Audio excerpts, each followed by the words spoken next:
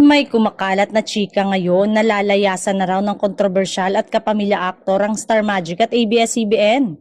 Nabasa ang ilang social media post na naglalaman ng balitang nagbabalak na raw lumipat sa ibang TV network ito matapos daw makatanggap ng mga bonggang offer. Nagsimulang umingay ang chikang ito nang kumpirmahin ng aktor na wala na siyang kontrata sa ABS-CBN.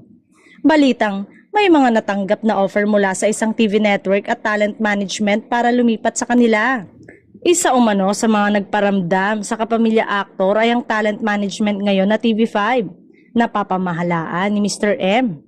Tila mababawasan na umano ng mga taga-suporta ito kung sakaling matuloy at tanggapin ang offer sa ibang network. Nabanggit na dati na isang kontrobersyal na kapamilya aktor ay malamang naggumawa ng isang primetime series sa Kapuso Network.